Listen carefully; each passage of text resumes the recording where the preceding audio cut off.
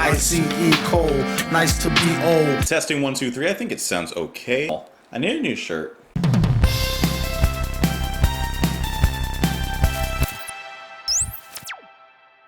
What's up, guys? Welcome back to Just JP. My name is Justin, and today we are listening to a viewer's request. This is Jackson Browne with the song For a Dancer. This is a request by Mike Cook. So Michael, thank you so much for the recommendation. Hopefully I'm going to appreciate what you're cooking up. Jackson Browne, I've never heard of him. Jackson Browne is an American singer-songwriter and musician who has sold over 18 million albums in the United States. How come I haven't heard of him? Don't know. Sometimes things just pass by. Genres are rock, folk rock, country rock, and soft rock. This song is from his third album, Late for the Sky, released in 1974. On a side note, today, 2019, finally caught the unicorn of my generation. Finally had the Popeyes chicken sandwich. Now, you guys are probably like, man, hearing all the hype and stuff like that, and, people going crazy for it, and is it really that good?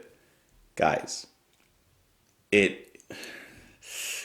really that good. Gotta be honest. The mayonnaise, the sauce, whatever it is, the pickles, like the brioche bun, the perfectly crispy on the outside, tender and juicy on the inside chicken. Not gonna lie, it was well worth the hype. Didn't even have to wait that long for it. Waited about, 20 minutes for it. Actually lives up to the hype. Not a lot of things do that nowadays, but it actually lived up to the hype. Anyways, hope you guys are having a great day. You guys can join me in the comments down below. Please let me know what you think of the song. And you can also join me on Twitter if you're interested. And without further ado, let's just jump right into this one. And I guess I mean figuratively jump, not literally jump, because you're not literally gonna jump into the song. This is Jackson Browne with the song For a Dancer. Keep a fire burning in your eye. Pay attention to the open sky.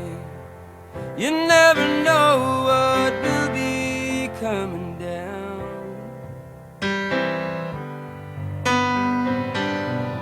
I don't remember losing track of you.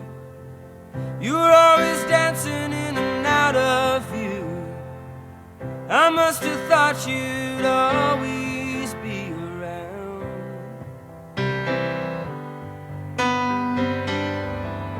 Always keeping things real by playing the clown. Now you're nowhere to be found.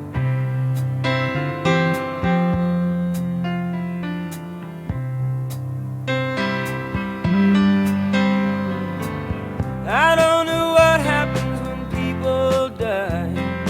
I can't seem to grasp it as hard as I try.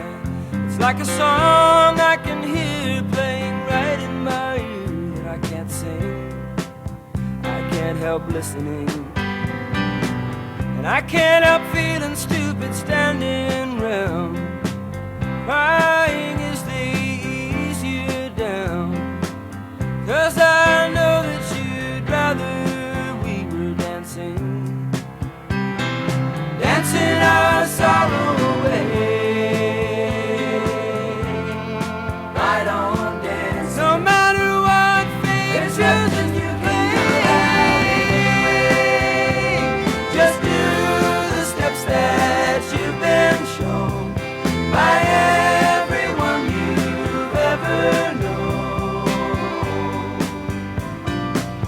Until the dance becomes your very own, no matter how close to yours another steps have grown.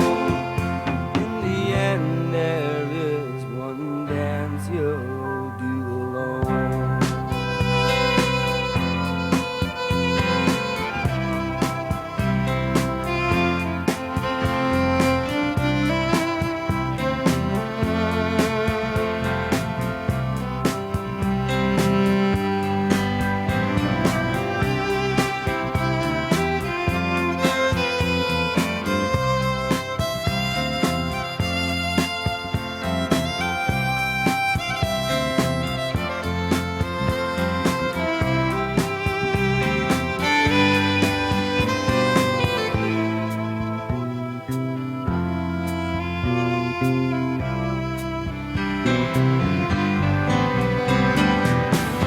Keep a fire for the human race.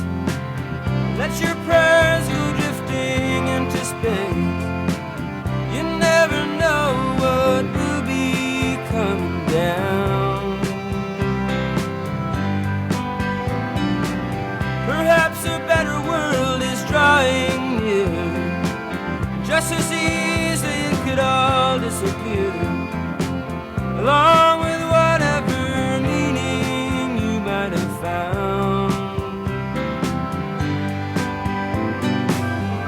Don't let the uncertainty turn you around. The world keeps turning around. Go on and make a joyful sound into a dancer you have grown from a seed somebody else has thrown. Go on ahead and throw some seeds of your own, and somewhere between the time you arrive and the time you go may lie a reason you were alive, but you'll never know.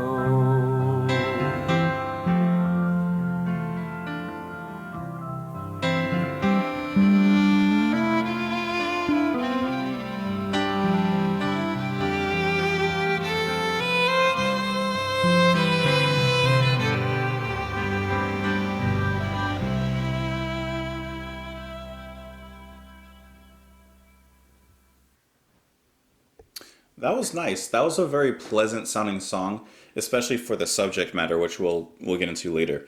But I think it's a song like this that shows you don't always need to have a lot of complicated things in there to make a good song, or to make it sound meaningful, to make it have heart. And to be honest, I find that when you're making music like this, which is standing on the leg of emotion and feeling, that sometimes overcomplication in the instruments or music itself can take away and detract from that. It's very man and the piano, and it builds off of that, as most songs in the genre do.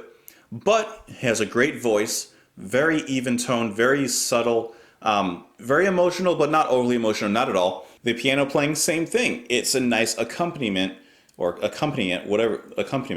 to his vocals and his singing. Now, the thing that stood out to me as the song built up was the other harmonies that were coming in afterwards, like maybe about a minute in, and then the fiddle that came in. That gave it a nice, homey vibe. When you're taking a song like this, in which the story and the subject matter is going to be much more personable, I don't know what I just said, going to be much more personal, much more emotional, closer to the artist's heart. These elements that's often found in folk music and in country music helps to bring that down-to-earth vibe to the song that makes it easier to connect with. And as I've gotten a little more into country music, I've always enjoyed folk music. Country is like a slightly different side of that coin, but same coin. Listening to this type of music can always make you feel nostalgic. It can always bring you back to a place. And even if you didn't experience the same experience that Jackson Browne did here in the song, you can still relate to it in some way, in some capacity, whether that be with your own personal troubles or maybe friends that you've lost in death, as like I said, we'll get into with Jackson Browne. I find that a lot with folk music. I find that a lot with some of the older punk and ska that I've done here. No matter how close to yours, another steps have grown. In the end, there is one dance you'll do alone. I like when dropouts are used like that at the end of a chorus. I think that's a great time, because when it drops out like that and you're just left with the vocalist singing a certain line or a certain verse, the point is for all focus to be on that particular verse, that particular lyric, line, the singer at that time. All the instruments are gone, you're just left with that, stripped away. And that particular line that he chooses to say is, in the end, there is one dance you'll do alone. Now, going into the story and the lyrics of the song, that last dance refers to death. Now, I saw on the notes as I was pulling up articles for this particular song that Jackson Browne wrote this song for a friend who had died in a fire. He was a dancer, and it was a very sad death. He said he was in the sauna in a house that burned down, so he had no idea anything was going on.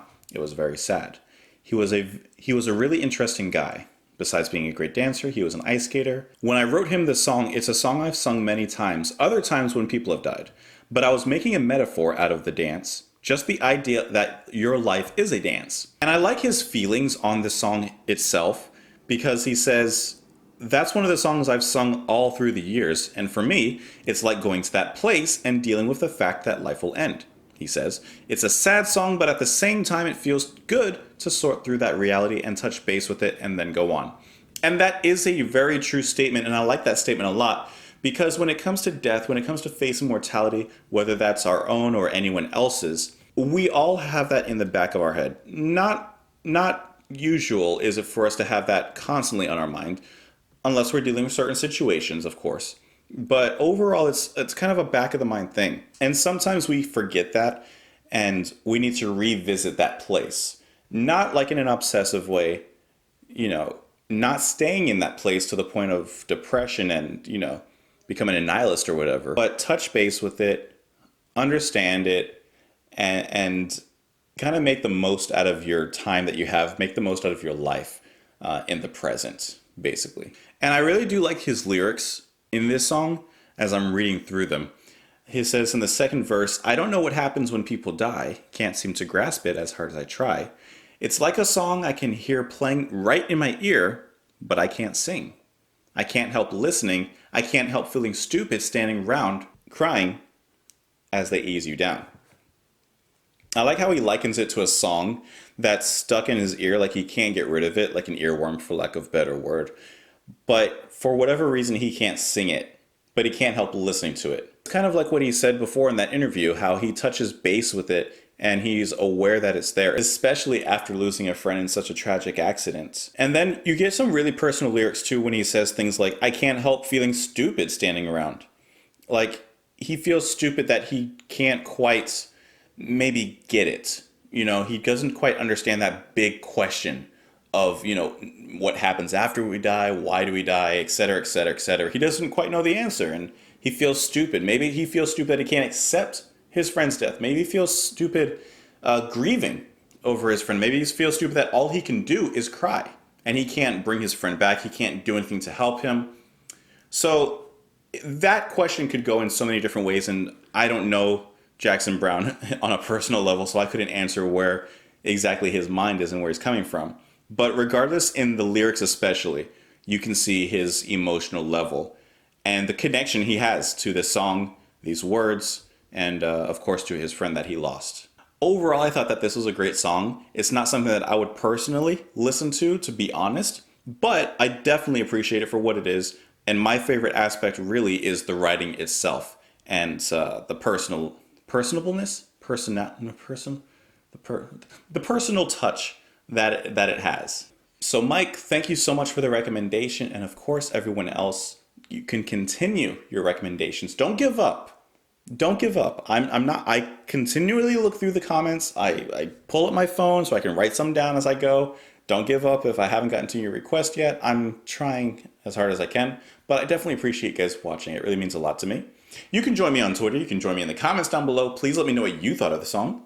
And I hope you have a great day. I'll see you later. Bye.